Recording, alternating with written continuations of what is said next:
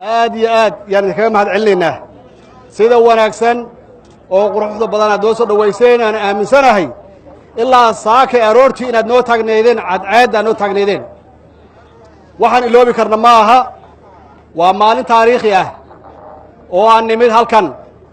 sida wanaagsan aad noo soo dhawayseen runtii waxaa la siiyey cashar aanan hore u ogeyn inay ahayd magaaladii shabaabka ugu horraysa oo la dagaashay oo ka bixisay oo ah meeshii xuduudka ahayd xuduudka ay ka bilaabatay darbigii laga dhisay ay u gudbi waayeen qolooyinkan khawaariijta ay u gudbi waayeen gobollada intiisa kale ilaa puntland ilaa waqooyi u gudbi waayeen taasna runtii waxay ka turjumaysaa geesinimadiinna soomaalinimadiinna iyo diin jaceylkiinay ka turjumaysaa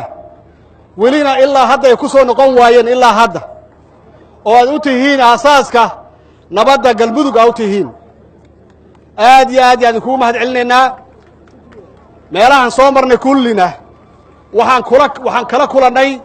soo dhowayntan iyo mid la mida laakiin meeshaan sidaan arko waxaa ii muuqda energy xamaasad badan baa ii muuqata oo aad iyo aad u badan walaalayaal hawl adag baa noo taalla hawl adag ayaa noo taalla oo igu horrayso inaan ka shaqeyno midnimada galmudug iyo inay noqoto meeshaan midnimada iyo isu keenista iyo dib u heshiisiinta ummadda soomaaliyeed oo idil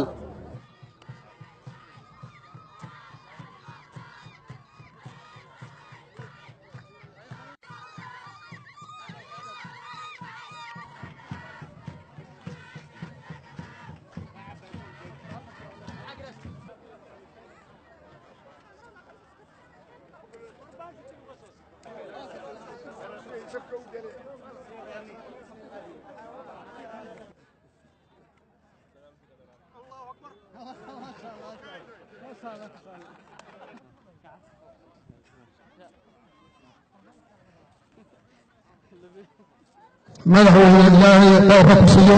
xilkaadeeda ilaahay kuguma ceebeeyo ummadaada ilaahay ku ogolaysiiyo muslim iyo gaalo allah ku ogolaysiiyo sidii laguu doortay oo aan la soconno oo soomaaliya intay joogto lagaaga wada hambalyeeyey oo lagaaga jeclaay kii ku soo baxa allah kaa dhigo meel kastoo soomaaliya joogto inta madaxweynaha soomaaliya tahay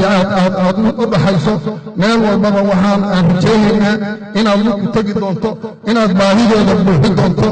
intaasaan rajaynaynaa madaxweyne soo dhowaaw ilaahay khayr ha ku siiyo cadowgaagana allah qabto wax khayr qaba allah ku siiyo ilaahay ku kalmay